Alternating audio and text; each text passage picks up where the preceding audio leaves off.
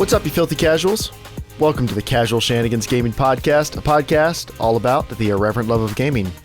I'm one of your hosts, Jeremiah, and tonight I'm joined by Dave. And just Dave. Joel's not here this week for the most Joel reason he's possibly ever had. He's participating in a ping pong tournament, and no, I'm not joking. He really is in a ping pong tournament. He's been amped up for that all week. I don't understand, but we wish him well. I hope he wins, I guess. I don't know. I hope he does really well. All I know is that his ping pong during lunch has been taken away from Gwent time during lunch. So to the person who recently pledged to us on Patreon this past week, thank you very much. We're not going to give you a shout out until next week, though, so we can make sure Joel does the voice you requested. We want to make sure you get that very important perk. So no shout out this week. You know who you are. Thank you very much. And we're not doing this as a live stream, by the way. But thank you very much, and we'll give you a shout out for real next week. Also, in other host news, James is going to be taking a break from at least the next few podcasts. Everything's okay, though. Like, we're still in contact with him and everything. But he's going to be taking a break for the next few, and we'll see him again sometime soon. That'd be a grim announcement. We've lost contact. We're trying to reestablish radio communications with home base. All right, Dave, it's just you and me. We're going to have a pretty chill podcast tonight. I'm not going to lie. Can I lean back a little bit? Can I slouch? Is that going to affect your camera? Oh, you just wobbled. Yeah, I'm wobbled. going to very carefully sit back up. All right, easy. There we go. I'm not going to lie, though. I just took a shower. I'm wearing some nice fuzzy socks. I'm pretty stoked. I don't really know how significant that is. I'm really happy about your socks. All right, with that, we're going to hop right into the main topic. So it's actually kind of funny that Joel isn't here this week. Wait. Is it main topic first, or what are we playing first? No, what are we playing first is first in the doc, because none of us know how to change it. And then... So we just still haven't been able to change it. Correct. This is kind of like a short one this week. Do you want to start out with what are you playing this week? We can do it. I feel like this is like our Total War thing. We're like one of these episodes, we're going to learn how the family tree works. We're like, 23 episodes later. What if we just conquered everything and then bribed all the family members? This is Dave on a typical new turn. A lot of bastards being born. A lot of bastards. That power meter's looking pretty red. Some of these people are getting some weird ideas about their place in the kingdom. Let's start with what are we playing this week? Let's do it. Yeah. What you been doing? First of all, the second test of Battlefield 1 has ended. I was in the closed alpha in July, and then the obviously open beta in the last week, and I miss it again. Honestly, it's the most fun in Battlefield probably since Bad Company 2. I think not better than 3. Dude, we had some good times in 3. I know we did. But like the bombastic fun that we were having during the beta really reminded me of Bad Company 2. It's probably too early to say that. I think it is. But it's what it feels like. Mm-hmm. Let's just not talk about Forward Hardline. But beta ended Wednesday. I played with Shane and Edgar for like an hour late at night. I was like, oh no, does it actually like drop at midnight? Does it actually pull the servers down? And then Shane's like, no, it's probably Pacific time. And then Edgar just goes, wait, it ends tonight? He's like, well, I'm staying up. And we played till like 1 a.m. It was a lot of fun. But yeah, I miss it. I think I actually avoided beta burnout, like playing the same map over and over again. Right. Even though I put 19 hours into the open beta. Wow. I think I only did like 7 or 8 possibly. That's still pretty good for a week. Mm-hmm. I definitely made time during, I think almost every lunch last week was Battlefield. Yeah. Gwent had to take back burner. But yeah, I miss it. I'm very stoked now for the main game, and I think I'll be talking about Battlefield 1 a lot more in the future. But I also returned a little bit to City Skylines this week. I've been wanting to do it. I just haven't. What happened was I still follow Paradox on Twitter, and they posted that the Art Deco pack was out, and I was like, well, I'll just go ahead and buy it, so next time I play it's ready to go. Then I was like, well, all my mods are probably broken. Let me just go ahead and wipe out my mod list, all 3,000 custom buildings, and just, well, it's empty now. What kind of new mods have come out in the last 8 months? Wait, Paradox? You mean Colossal Order? Or it's published by Paradox? Published by Paradox. Okay, yeah, sorry. I follow them on Twitter. Yeah, okay. I wiped out like all 3,000 mods, then spent like 2 hours adding like 100 mods back. It's not 3,000 though. Then I was like, well, I'm all set up now. There's some cool new terrains I've just downloaded. Why don't I just take a quick look? And 2 hours later, I'm like, I haven't even saved yet. I'm just taking a quick look. Dave, come on, be honest. You've never taken a quick look at anything you're interested in. You're like, just a quick look. I'm going to start a video series. Oh, it's 2 a.m. Might as well push through till morning. I'm already committed. basically I combined the Art Deco pack with a bunch of like neoclassical and almost Fallout style like retro futuristic buildings, and then I actually found like Red Rocket and a few Fallout style mods, and I was like, okay, I'm doing like an Art Deco retro futuristic city, so that's gonna happen soon. City Skylines still fantastic, and they've added a lot of stuff to the base game now that used to be like mods, things like editing the terrain, day-night cycles. It's a pretty complex game now. It's awesome. Nice. I've really only been... I was finishing up a big video series thing I pushed live today, the day we're recording. So all I've really played is Deus Ex. I wrote down Human Revolution. That's not right. Mankind Divided. Been playing a lot more Mankind Divided. I don't know if we're going to get the chance to do an actual review of it on the podcast. We want to, but so far, good, not great. Really? Yeah, good, not great. It is a good game. I want to stress that. Like, I don't mean good, not great in the, it's really not that good. It is a good game, but a lot of the design choices feel very, like, 5 years ago. Like, it feels like it was a really good 2011 game. Oh. Just because, like, the open world's not super open, and that's not bad. I don't feel like every game world needs to be open these days. But it feels like a little bit too closed off while pretending like it's open. Like, you have to travel between different areas of the city that it feels like you're really just loading a new chunk of map, and the maps aren't that big, so why can't we just walk there? Like, and the chunks of the city aren't really that different, so it doesn't really make sense. Like, it doesn't feel like we're traveling to a different city or something. It's just kind of a little weird. And then the missions are good. It's pretty typical Deus Ex, but the AI is kind of dumb.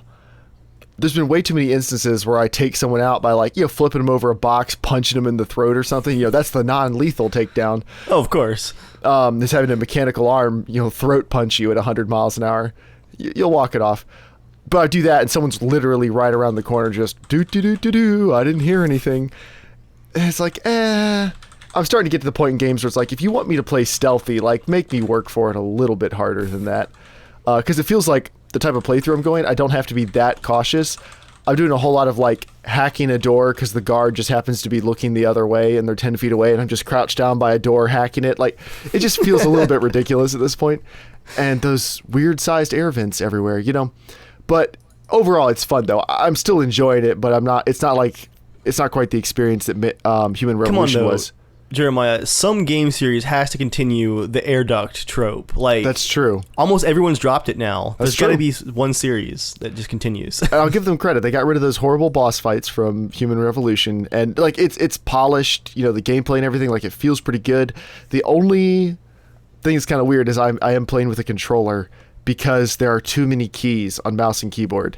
Wow. It's a better interface on controller because you can, like, hold down two triggers at the same time, a trigger and another button to switch different things. It's more intuitive.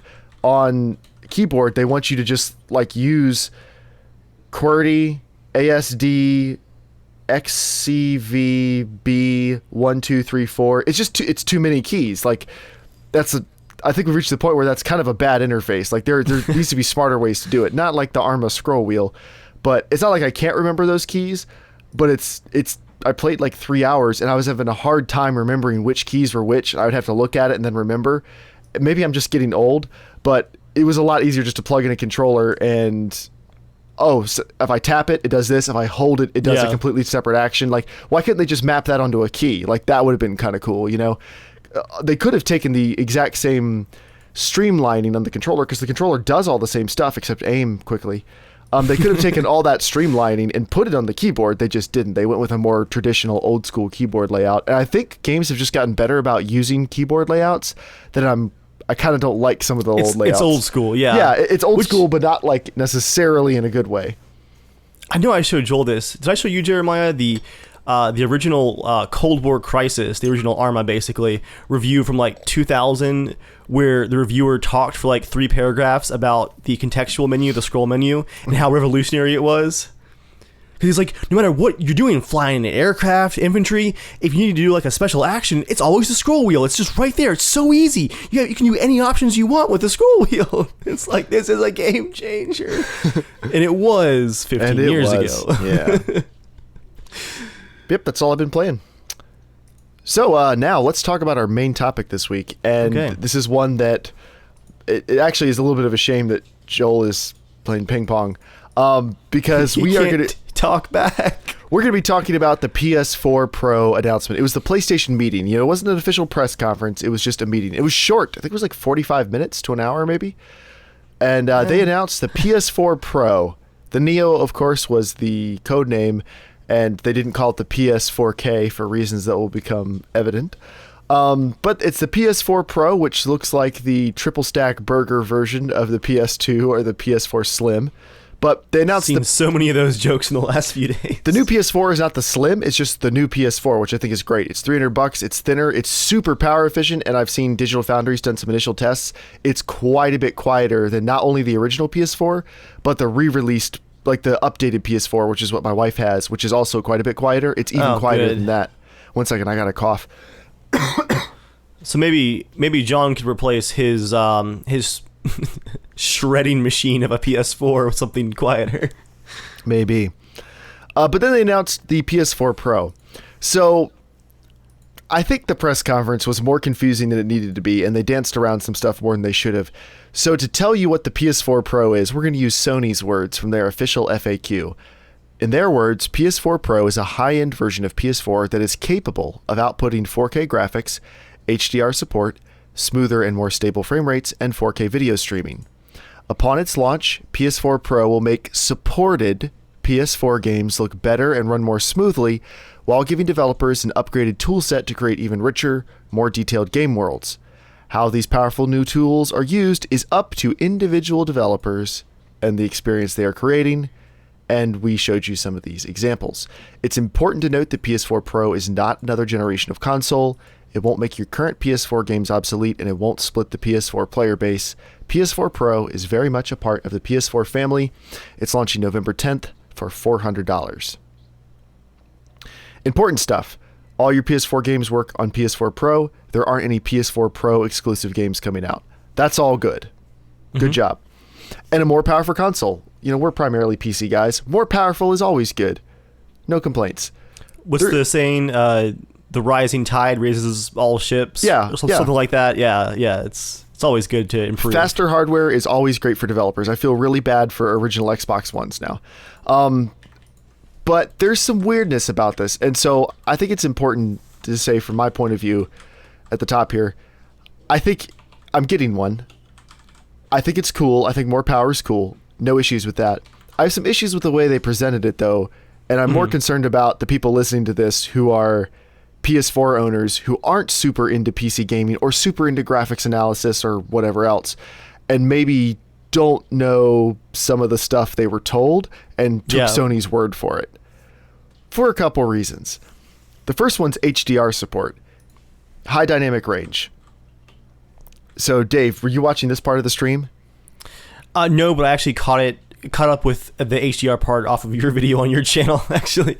So with HDR, high dynamic range, you can have whiter whites, blacker blacks, more range in the colors. That's great, right? Exactly. Yes, yeah. It's great. And they're bringing it to old PS4s as well, because the HDMI 1.4 port can support HDR10, which is, I won't say like the hackier version of HDR, but it's the earlier, less professional going forward version. But it was the only thing you could get back then, and it's way better than, nothing. So it's good. It's fine. That's what most things support now is HDR10. But you need a 4K ultra high definition TV that supports HDR. I think there are a few graphics monitors that do. I don't own one. And my monitor is 100% sRGB coverage, and it's a nice IPS LED display, and it is not HDR because it's an 8-bit display. You need a 10-bit display. So ultra high-end professional graphics monitors in theory support HDR, but they may not have like an HDMI port that does. There are displays that are 7 years old that are 10-bit, but whether or not they can actually be adapted to work with HDR is another thing. So for most people, you have to have a 4K ultra high definition TV that also supports HDR. But when they showed it off during the conference, they tone map it. So you pull the highlights down a little bit, you pull the shadows up a little bit so you can see more detail, and then they saturate it and bump the contrast so it looks more impressive, because they're trying to show off how good it could look on your TV. Yeah, because HDR is one of those things you can explain the technical parts behind it, but without having a capable display sitting in front of you, you can't just, show it because almost no one's going to be able to see it. Plus, it's being live streamed.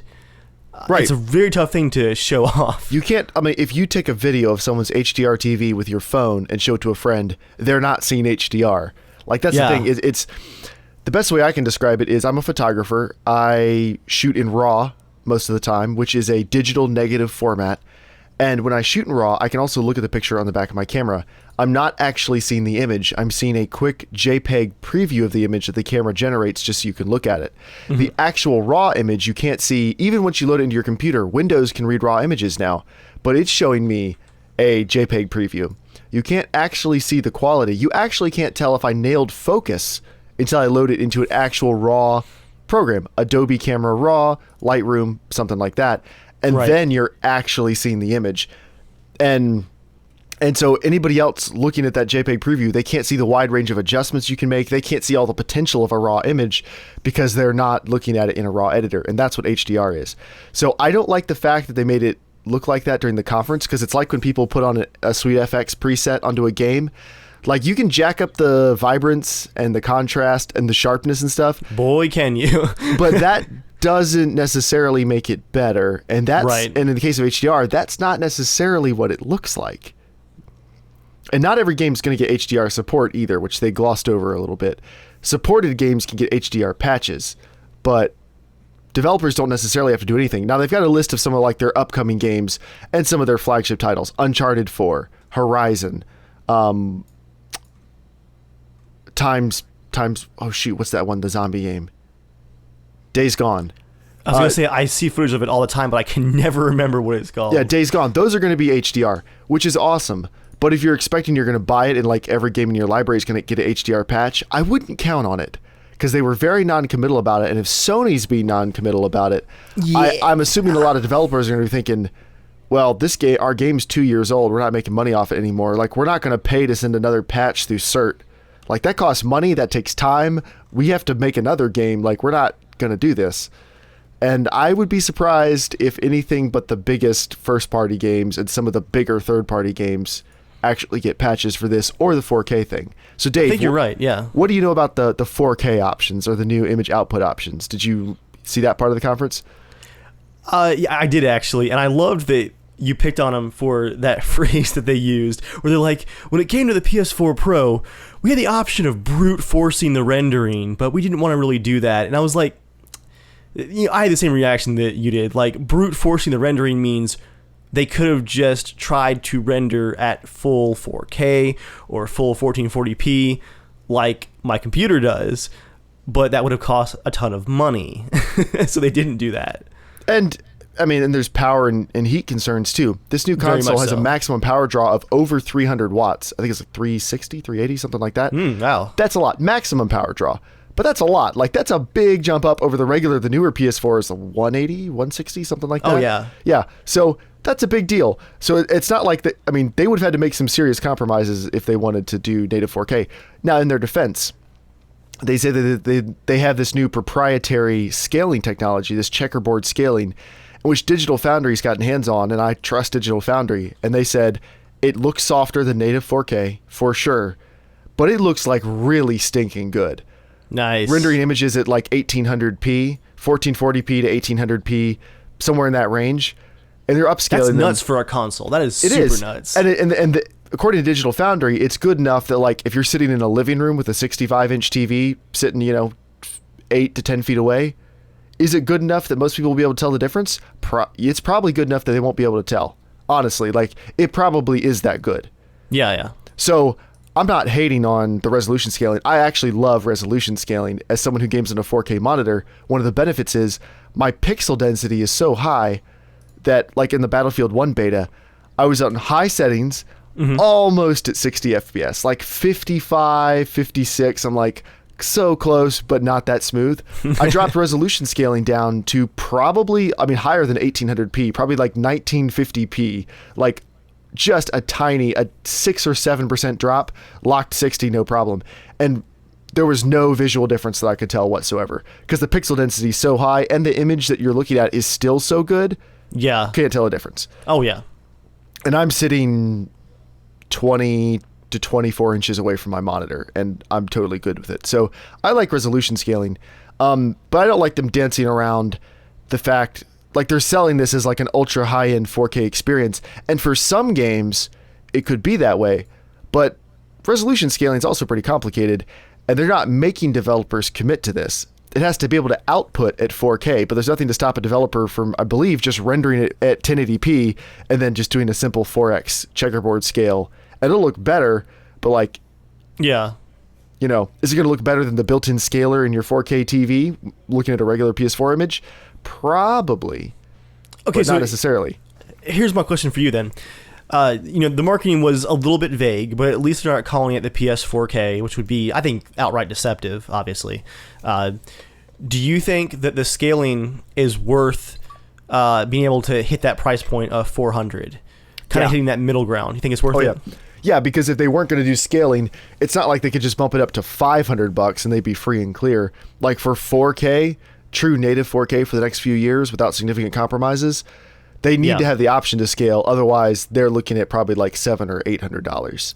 Yeah, that's exactly it. I think that they picked a pretty smart compromise. Because I guarantee you guys, and I don't care what Sony says, I guarantee you, as the generation goes on, there's going to be more and more like 1440p then scaled, 1080p then scaled. Like, I believe that they're probably going to stay at 1080p or above, but I promise you, no matter how high some of these games render, most of them are not going to be rendering at native 4K, and probably after a while, not even 1800p. I'm not trying to sound negative, but like there's a reality of how this stuff works. There's a finite amount of horsepower they have to work with here. Yeah, and we saw with games like Bloodborne, it does not take developers long to say, okay, we have all this new hardware, I want to use it, I want to push it to the max, and then they get stuck on an idea and it's tough to scale back. So we might see them hitting those limits faster than some people would expect. Mm-hmm. Now, here's something that's interesting.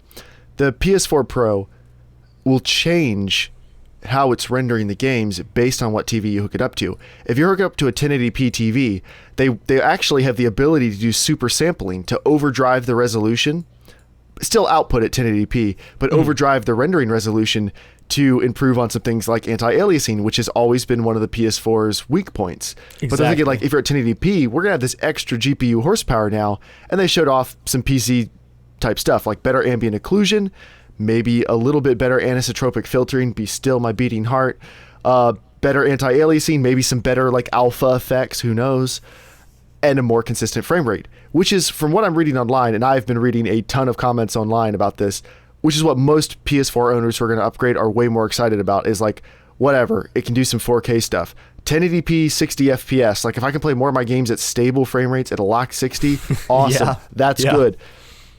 But it's interesting because then if you take that same thing and you plug it into a 4K TV, based on what they said, it's going to change and it's going to do the higher resolutions and stuff, which makes me wonder if you would rather just have 1080p and the high frame rate. Is there an option for you to turn off 4K mode, like so you can just have that high frame rate? Because some people would probably rather have that even if they have a 4K TV. To be honest, that sounds like more user customization than Sony's known for. I mean, all they would have to do is just leave an option in the menus to turn off 4K enhancements. They could call it something like that. Yeah. And here's the thing is, even on a 4K TV, not every developer is going to take advantage of this. They're asking developers to take advantage of this. Yeah. And that worries me a little bit, because if Sony is not like 100% on board, like, no, you guys have to do this, I realize they don't want to be pushy. They don't want to make the platform difficult to develop for. I get it. But if they're not like 100% on board, it worries me how many developers are going to be on board. Actually, I have some examples. Okay. I've seen some developers who worked on games when the PS4 and the newest generation of consoles were first coming out, including some from Battlefield Hardline, actually, talking about how difficult some of these first-gen games were, where you were hitting 5 platforms with your game launch. That is nuts to think about. You had PS3 and Xbox 360, you had the PS4, you had the Xbox One, and you had PC. And that was just a mind-blowing amount of work. So now you've got new consoles coming from Microsoft and Sony, and like you're saying, there might be options for the Pro versions, and there's two different versions of the game for the Pro too. There's the 1080p version and the 4K version. And my assumption is a lot of developers are going to go, nope, the 1080p version is the version, and we'll just throw it into the checkerboard scaler for 4K. We're out.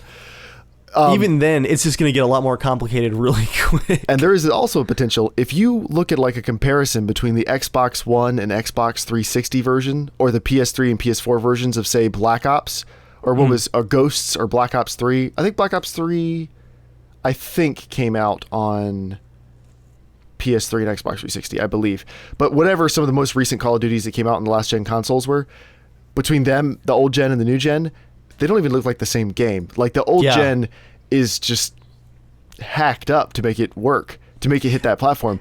It's like opening a Photoshop file and just like turning off half the layers. Yeah. Like there's just entire sections of stuff missing. Now, I'm not saying that's going to happen with PS4 games, but it's a real concern. Like, this is something you should be concerned about if you're a regular PS4 owner who doesn't want to upgrade. We're not saying Sony's going to intentionally screw you over, but certain developers may decide that, like, they just can't do a better job unless they have the high-end hardware or whatever. You know? It's something that's legitimately, you could be worried about it. But other features, other new stuff the PS4 Pro is adding, 4K video streaming, Netflix, all the services that stream 4K right now. Most notably Netflix, but maybe I should probably stop using the 720p built-in Netflix on my 2010 smart TV. I don't know why you're not using your PS4, honestly. I'm lazy. Yeah, there's a big red Netflix button. But 1080p? Big red Netflix button on the remote. But 1080p. I use the PS4 for stuff like oh wow, now I don't know. Stranger Things. Like I watch that on the PS4 obviously, but it's like for like documentaries, I'm like, there's a button on the remote. I'm turning into Joel. Other cool stuff, you'll be able to use the share button to record full 1080p video capture and screenshots at up to 4K. Very nice. And then remote play and share play can now be 1080p and 60 FPS. I'm going to be honest here. The remote play works super well. Joel and I have used it for Witcher and Fallout stuff. It's pretty cool. But I was very disappointed that the video capture was 720p. That was like, with how much they were hyping, like all the it's like shadow play for the PS4 and 720p. Like, really? Come on. Yeah. So that's cool. I made fun of it a little bit, and some people are kind of down on the fact that there's no ultra high definition Blu-ray support, especially because Blu-ray was kind of Sony's format of choice, and Microsoft is supporting it in the $100 cheaper Xbox One S. Xbox One S that also supports HDR. So, on the one hand, I agree with all those people. It does seem like a weird choice, but my guess is Sony pinched every penny humanly possible to get this thing down to $400, and they just couldn't. The $8 or $10 for the drive was not worth it. So, I am curious if they're making any money off this, or if this is a break-even console just to stay relevant. I bet for the next year it's break-even. Yeah, I bet. I'd be surprised if it was better than that. Yeah. So here's something interesting I want to read from Andrew House. He's the chief of Sony Interactive Entertainment, and he says that the PS4 Pro is not a response to Project Scorpio, which is Microsoft's. They say it's their mid-cycle upgrade. It's not officially coming out till next fall unless it gets pushed. My theory, and a couple other people's theory, is this is really the next-gen Xbox, and they're just playing their cards close. But we'll see. That would be so fast, though. It's going to be interesting to see. He said that I would suggest that reactive is not our approach this time around. He says that Scorpio, or even the Xbox One S, is not the PS4's biggest competitor. He says that's the PC. And this is according to Gama Sutra. He said, I saw some data that really influenced me. He continues, it suggested that there's a dip mid-console lifecycle where the players who want the very best graphical experience will start to migrate to PC, because that's obviously where it's to be had. We wanted to keep those people within our ecosystem by giving them the very best and very highest performance quality, and that's where the PS4 Pro comes in. So that's a smart marketing decision. If they see that they're actually losing people mid-cycle and they want to get them back, I mean, that's cool. Like, I don't have any problem with this in theory. I'm a bit concerned to see how the follow through is, because Sony doesn't always have the best track record of stuff like this. Like, they put out Move and said, hey, we'd love for developers to consider using Move in their games, and nobody did, and Move died until VR came along. They're like, remember those Move controllers from 6 years ago? You can use them again. This was the plan all along. Quiet down. Yeah, so I don't know. I don't really have anything else to say about it now, other than I am getting one for the channel. It's like, so it's not really I'm not getting one so much as the channel's getting one, because I sit at my desk and play anyway. But I'm gonna look into it. On my monitor, since of course the PS4 Pro does not have DisplayPort out, I can't do 60 hertz HDMI at 4K because my monitor has a slightly older HDMI version. But I can do 4K 30 hertz, and I'm gonna go out on a limb and guess that most of my 4K experiences on the PS4 Pro will be at 30 frames per second. So that's probably fine. But I'll try it out. Whatever, it'll be fine. But do you have any other thoughts about it? Just a note on the article about the PS4's main competitor at the moment being PC. I was going to add that to the news for my section before I saw that you added it to the main topic. We've always kind of heard that the longer that a console cycle goes along, you have people that do move, to where the best graphics are if that's important to them. But I wish I could kind of see Sony's data, because it sounds like if it was like a significant part of why they started planning, the PS4 Pro, it could be some pretty significant numbers. And now that PC gaming is a lot more mainstream, thanks to, I think, things like streaming and YouTube, and how easy it is to build a computer, and with HDTVs being everywhere now, obviously, I really feel like the numbers might be the highest they've ever been for a console generation, even as short as this one's been, for people wanting that maximum graphics experience, especially if you came off of like the E3 announcements for the new consoles and said, I was expecting 60 FPS, 1080p for everything, and that just never happened. I don't know. I just wish I could see those numbers. That sounds super interesting to me. It does, because they must have started planning this thing shortly after the PS4's launch. Yeah. This must be based on data from the PS3 generation, which was very, very long. And it was probably long because like the financial crisis. They probably had to stretch it out because people didn't want to spend money. Consumer confidence was pretty low. People weren't dumping money into the economy to buy consumer goods. And they were probably like, we got to stretch this thing out. We can't release this console in 2010 or whatever. Because before then, console generations 4 or 5 years was pretty normal. Yeah. And then this one going 7 years was a little bit rare. But yeah, we'll see what happens. I think we're going to get the next gen consoles well before 2020. I think like 2018 or 2019 probably. I think it'll be a 5 or 6 year cycle. I agree. So, yeah. We'll see. We'll see what happens. But now it's time for the news. News time. Dun, dun, dun, dun, dun, dun. Don't you interrupt that intro. I didn't. I wanted to. This is a cool little thing. So Halo 5 Forge was announced for Windows 10 PCs, and that's just it was a Halo 5 map editor. Wasn't Halo 5 for PC, which a lot of people took issue with, like, why not just give us the game? But it was a way to make custom apps and stuff on the PC where you have more power and more options and a better user interface. And like, that's a total no-brainer. If you're able to do it, why not? Make awesome map editor, put it on PC. Well, there's a little bit of a loophole people have found. So in Forge, you can obviously hop in and test your own maps. Okay. You can also multiplayer test your own maps. There's no matchmaking, but you can invite friends from your Xbox friends list to hop in and test your maps with you.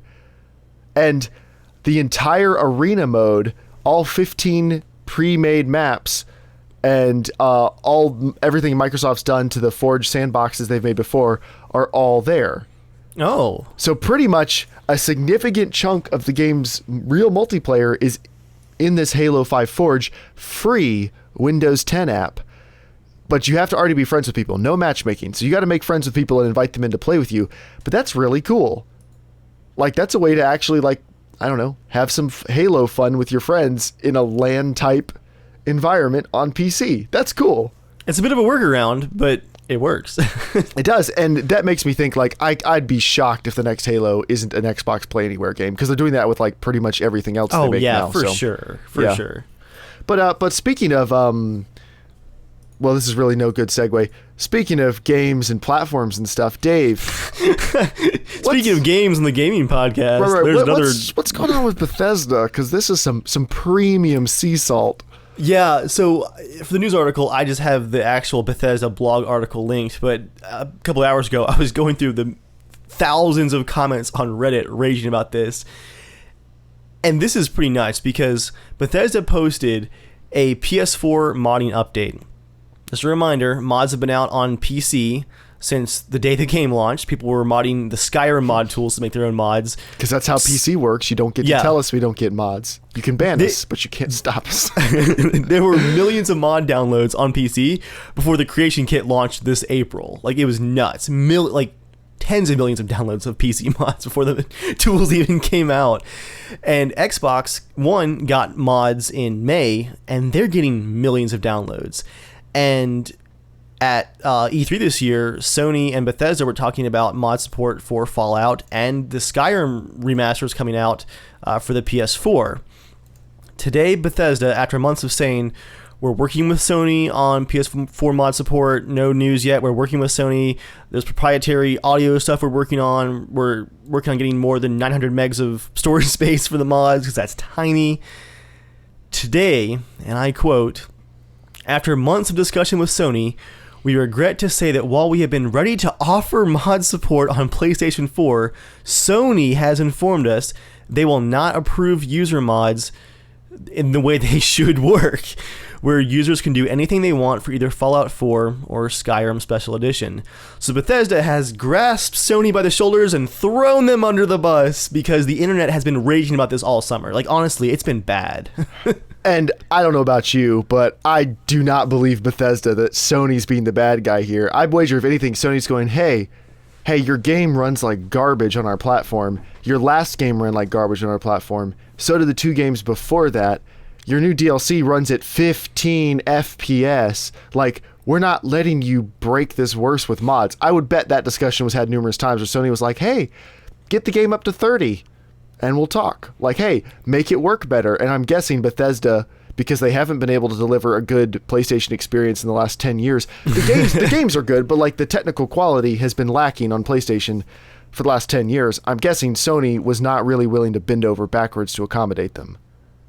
I'm going to say that is an important part of it for Sony, but I think maybe 1/4 of the blame is with Bethesda, because really? I really think the sticking point for Sony was that users can literally break their game with mods and you just allow it. Sony has never wanted to allow user-written code or assets onto their platforms. They just never wanted it. And I think they wanted some kind of screening system in place. And whereas Microsoft went ahead and said, let's just try it. And I've seen people with Xbox One mods where their game is running at 10 FPS and they love it because it was their choice. And I don't think Sony's at a point where they're willing to accept that. Well, they're also the market leader. They don't have to accept it. They don't, but this sounds like it might sour the relationship quite a bit between Bethesda and Sony. Between Bethesda and Sony, maybe, but how many people who have a PlayStation are going to buy the next Bethesda game and believe the hype and everything else? Because even if you think most of the blame is with Sony, like, people listening to this, Bethesda has not made a solid technical game on a PlayStation. It's true. Ever? I don't think Morrowind came out on PS2. I think that was just Xbox and PC. So, for whatever reason, Bethesda is not a bad developer by any stretch. They obviously, their engine's a little behind the times and stuff, but for whatever reason, they have not been able to make it work on Sony platforms, and it's just been embarrassingly bad at times. So, for whatever reason that is, don't believe them next time. When they say, we're going to give you mod support, we're going to give you this, we're going to give you that. Wait till the game's out. Wait till it's good. Then play it.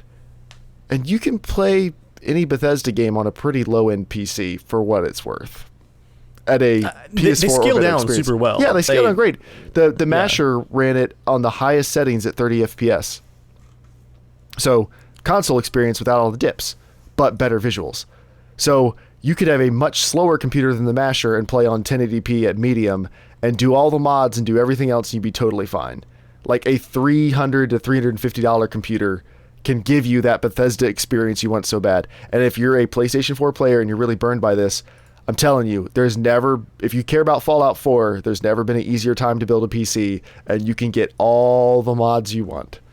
Yeah, and honestly, the PC is where you want to be. The 2 gigs on Xbox is great, but you're already dealing with struggling frame rates on the Xbox, and I've got I think 9 or so gigs of mods now on my PC version of Fallout 4. Like if you really want to get into the modding scene, it's a great time to dive into PC. But I might revisit this in the future if we get some more news for sure, because I've had my ear to the ground about this for a few months, because this was the start of something very new, modding on consoles. Like it was very exciting, and there is a lot of, I mean, it's gamer anger, it's always there, but it's palpable when it comes to this issue with PS4 and Fallout modding. They felt like there was a lot riding on this. Like if this worked, what else might you be able to get? Yeah, it was exciting, and they talked about it on the stage at E3, and then here we are.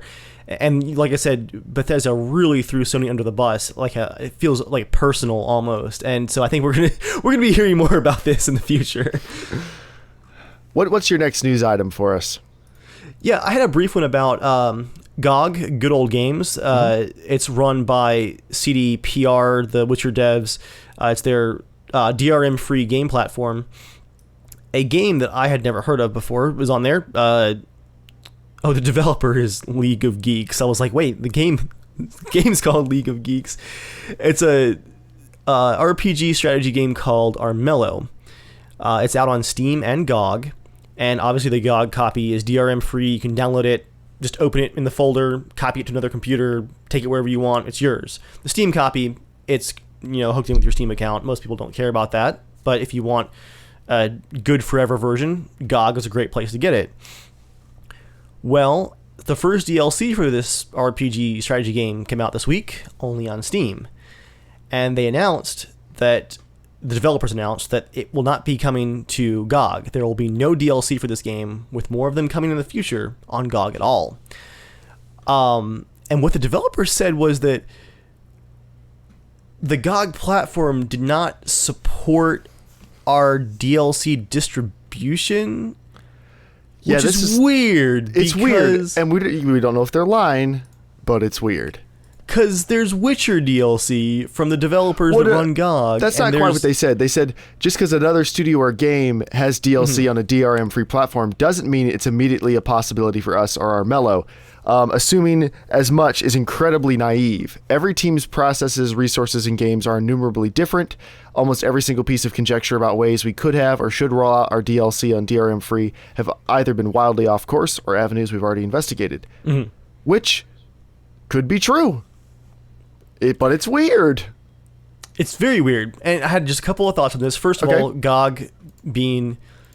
it's called Good Old Games, but might as well call them Good Old Gamers because you can always depend on them. Oh my! They're offering refunds for anyone who wants them for their copy of the game on GOG because there won't be DLC support in the future. That I think, like PC Gamer here in their article says, like they really had no choice, but it still was the right thing to do. They kind of took that first step and said, okay, refunds if you want them. I also have 2 guesses for why this happened. I think either the developers sold enough copies, maybe got some additional funding from a source that said, going forward, we want to see DRM to protect our investment. That might be one of the things that happened. Or the DLC might use some kind of middleware software that required a locked down version to not be able to be accessed. That seems more likely. Yeah. I think one of those 2 things happened. I don't think it's the developer's fault. But I don't recall this ever happening for a GOG game before. Like, usually, GOG has a slower release rate, lots of RPGs, strategies, indie stuff, older releases, and of course, all the Witchers and stuff like that. But when they do drop a release, it's generally, has all the extra bonuses, the soundtracks, the wallpapers, the art books, and it's a pretty solid investment. This is the first time I've ever seen kind of an issue with a GOG release. But at the same time, for the customers, it seems to be okay. So, in any case, regardless of what's going on with the developers, and we'll have to give them the benefit of the doubt. There's no reason to think they're lying other than this is weird. But good on GOG for trying to make it right by their customers. There is a new GeForce Experience, GeForce Experience 3.0. Is it officially out of beta now? I think so. I'm actually still running the beta. I've been on it for 8 months now. Of 3.0? Yeah, I actually have been upgrading to like the little versions along the way. Well, there are some good changes, and there's at least one mind-numbingly stupid change. So some of the good changes, it has a new fast and lightweight user interface, and I will say it is much faster. The game doesn't take the program doesn't take 30 seconds to load sometimes, which was never made any sense. Like, it's on an SSD. It lets me change graphic settings. Like, what is it loading? What's it doing? I can load Grand Theft Auto in about the same time. No, let's not go crazy. Now, I don't really care for the new user interface that much because it's super flat and modern, but it also takes up a huge chunk of my screen, and like, I don't need all my buttons to be this big to click on them. But Jeremiah, if you're using a controller from the other side of the room, how are you going to change your shadow play options? That's very possible. Another stupid change is the shadow play options have become more confusing because you can't change everything in one place now. Like, you have to go into you have to drop a couple levels farther into the menus. For a while, I thought I wasn't going to be able to turn my mic on and off, and I wasn't going to be able to adjust bitrate and resolution. Like, it actually took me 3 or 4 minutes to find those options. It's not as intuitive as it used to be. I think that's kind of dumb. I thought the old interface was fine. It didn't need to be this modern, but... To counter, I think, having gotten used to it for 8 months, I've been on the beta for forever. I don't even have the new version yet. I love the new interface. I can flip off instant replay, change my bitrate, resolution, and microphone settings with like maybe 4 or 5 clicks in like 7 or 8 seconds. And I can do it from in-game. I hit my shortcut, click, click, click, click, click, close the overlay, and I can just rely on it. It just works. And that's good, and I'll get used to it. But a big thing about making a good user experience is you don't totally change the user experience all at once, because it's hard for your customers to get used to. It's true. So I don't think they did this in the right way. I think they should have evolved it towards that. I don't think it's bad necessarily. It's a big change all at once, and I don't think they made it better. I think they just made it different. Although I do like what you're saying. You can just pop in right from a game and change stuff. That would be really nice because I don't like alt-tabbing out of games to mess with it either. Now, a definitely good feature is GeForce Experience Share. So you can record gameplay at up to 60 FPS, up to 4K, in full screen or windowed mode, which is cool, and upload a complete or trimmed clip to YouTube, live stream to Twitch or YouTube Gaming at 1080p 60 FPS, capture and edit screenshots, etc., etc. And you can let a friend jump into your game via Chrome to either watch, take control of your character, or play in co-op. So pretty much like the PS4 option to do the share play. Or Steam allows you to watch other people. It doesn't allow you to take over. I don't believe it doesn't allow that yet. Steam streaming, every time I've tried to use it, it's really awful. It's glitchy. I have to like start it and stop it 20 times to get it working. I've hated this appears to be better. Yeah. So I think that's really good. Now, for me, and Dave, I don't know if the beta does this. To me, the absolutely stupid decision is you now have to sign up for a user account to get the software. And I know why they want you to sign up. They want to add you to their mailing list. There is no good reason to require that. I don't want it to sync up my game settings. I don't want it to touch my game settings. I don't want it to mess with it. Like, I already bought the graphics card. I will happily buy another graphics card. Let me play with the features I want to, and don't lock me into something that does not benefit me. That's the biggest thing, is getting an account with them doesn't necessarily benefit the consumer, only in a very particular use case, but getting the account is not optional. It's just an artificial roadblock that means everything for them and nothing for you. It's dumb, but I'm not surprised seeing Razer has required a cloud login interface for their mice settings for like the last 3 or 4 years. Yeah. It's kind of dumb. Overall, I appreciate that they're still working on it, but please, if any NVIDIA developers are listening to this, I know you guys have heard this a million times, give us some audio options. I'm actually doing some troubleshooting guides online. I've got to get the audio sounding better. It's too scratchy and low bitrate sounding. Like, it's just, please guys, give us better quality audio, give us multiple audio tracks, and this will be the best recording software I use. Yeah. No question. Yeah. Like, just a single mic track alone, just for my mic, would change how I use Shadow Play. Absolutely. It would be fantastic. So please, NVIDIA, if you hear this, we would absolutely love that option. And I believe that they know about it, and they've probably considered it at least a few times. Like, I'm not assuming that they haven't. But anyway, that's the news. It's now time for the mail. It is now mail time. Okay. Ken wrote into casualshenanigans@gmail.com, just like you can, Dave, to be a part of the show. Oh. And he says, hey, I was wondering if you guys have a Casual Shenanigans Steam group.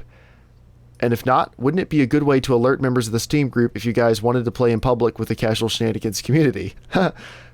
Bit of a hard thing. Oh, how's that backup going, Dave? Oh, I just signed in on my Steam list. Oh, okay. I was going to say the Sid Meier's Railroads thing just popped up. I was like, interesting. Hour in, Dave's like, better get it rolling. No. Okay, so Ken, we do have a Casual Shenanigans Steam group. We've had it for a while. There are currently 273 members. Whoa.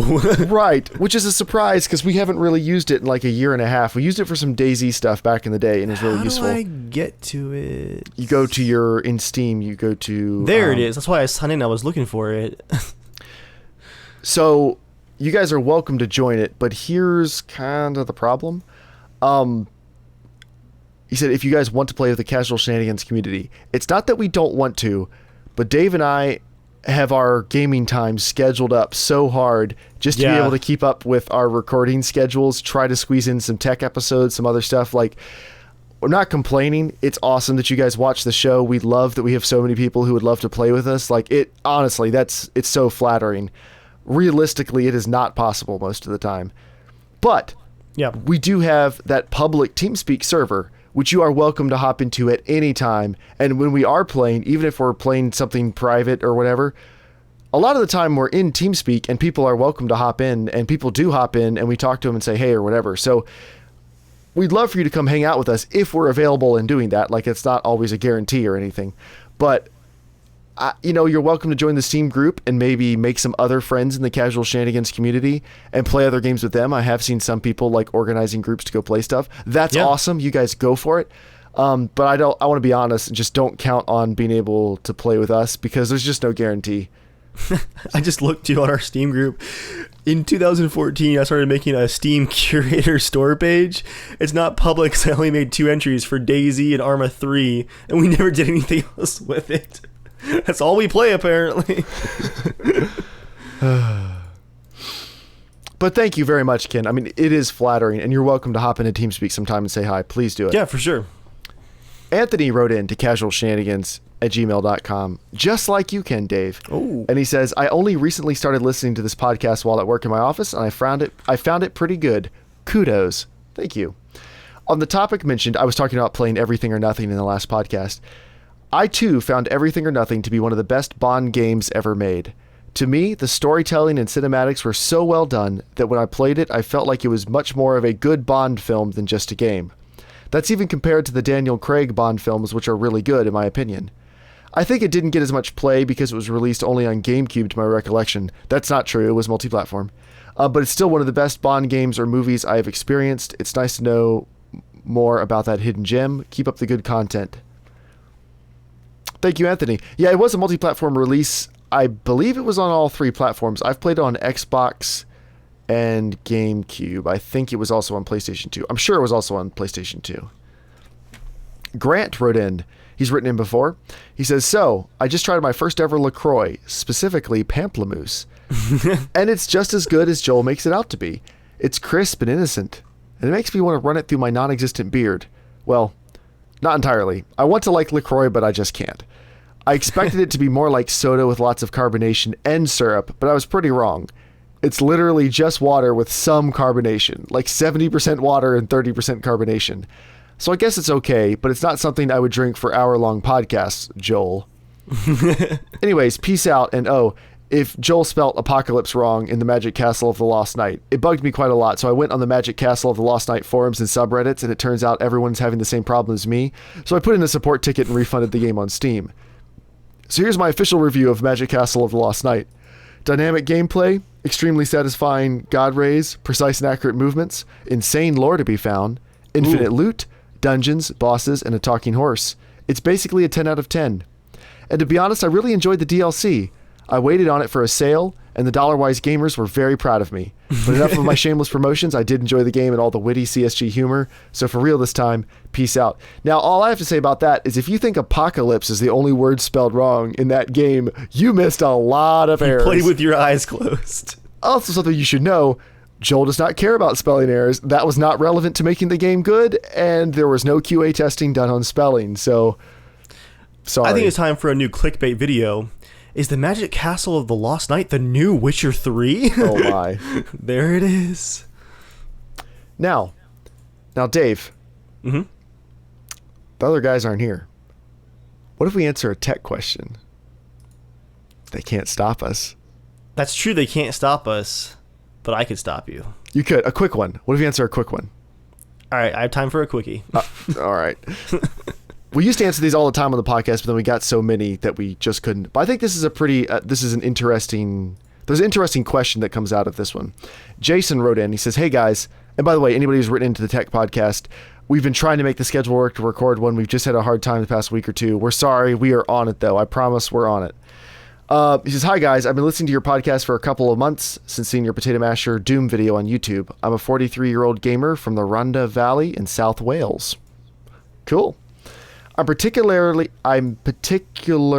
enjoying your tech discussions, and I wonder if I can get some advice on some imminent upgrades. Last December, I purchased a pre-built ITX build from CyberPower here in the UK. It's a cyber system similar to Steam Machine, but it uses Windows, so it's a small form factor. Needless to say, I'm living the PC gaming dream, but I'm already planning my first round of upgrades in November. Here, his current specs are an i5-4590, that's not a K, not overclockable, but a 4590. Okay. 16 gigs of DDR3 1866 RAM, an ASRock H81 motherboard, Windows 10, a Corsair 600-watt gold power supply, and a GeForce GTX 950. My plan is to upgrade the GPU, RAM, and motherboard, taking advantage of the free labor on upgrades that I currently have with CyberPower. This does restrict my options, although I hope what I list below meets my needs. Here's what his options are. And here's what is interesting. So he can upgrade to 2400 megahertz RAM, 3000 megahertz RAM, 3200 megahertz RAM. Basically, he can move to DDR4 RAM from DDR3 because this motherboard appears to support both. But that might only be if he moves up to a... actually, I just picked up something else here. I don't think you actually can upgrade that, man, because you'd have to upgrade your motherboard, and the chipsets you're showing are Skylake chipsets, not Devil's Canyon, which is what your processor is. You have to get a new processor. But if he got a new motherboard, like he's talking about, and a new processor, he could get a Z170 motherboard. Gigabyte, Asus, and MSI all have Z170s. And he's looking at an upgrade to a GeForce GTX 1070 8GB video card. That is an upgrade. I'm okay with understanding the difference between graphics cards, but I must admit that the differences in the motherboards and RAM confuse me slightly. All of the items listed above are within my budget and are generally listed from cheapest to most expensive, although price-wise they're very similar. Here's some other things to take into consideration.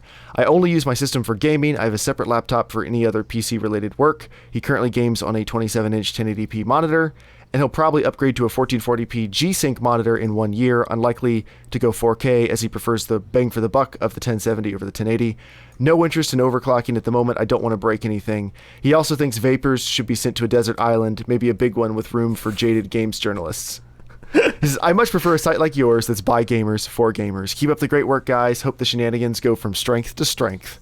Thank you very much. All right, so Dave, I'll just answer real quick and then have you chime in. Because when it comes to upgrading a PC, I think this is possibly something that other people have run into before.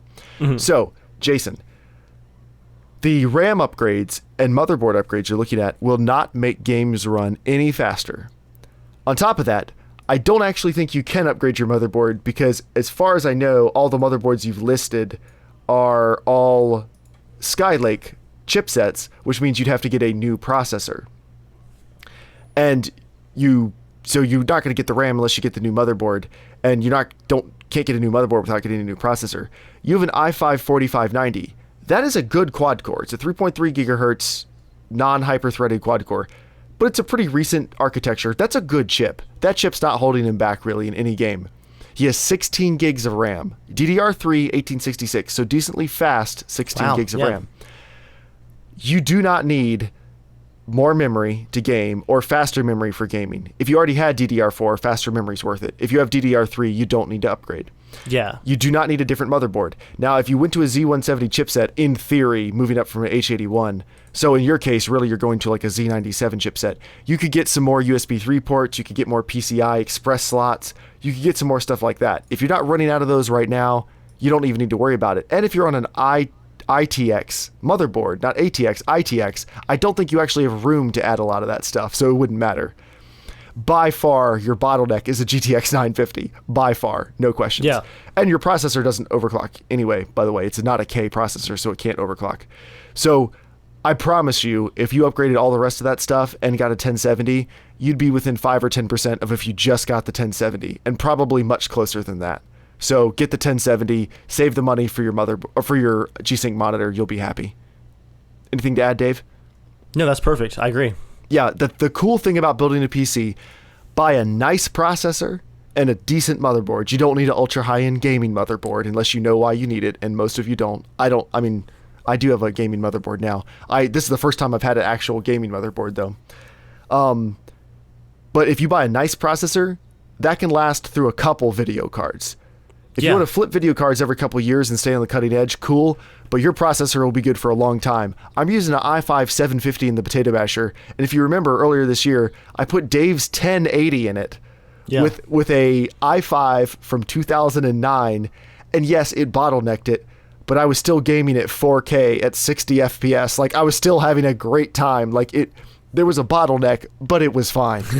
And your processor is so much better, dude. You're going to be fine for a very long time. Keep everything else the same. Just upgrade that graphics card. I'm drawing a blank on it, but we built my brother a budget computer last year. It was like $340 total, all new parts. We watched for sales. I put a very nice i5. I think it was a non-K. It might have been actually the same one. But it was a 4590. I think it was from that gen too. But I mean, yeah, that's right. It was a 4590. It was a non-K, but we got a great deal on it. Like, I had to call in the order because I was stacking coupons. It was fantastic.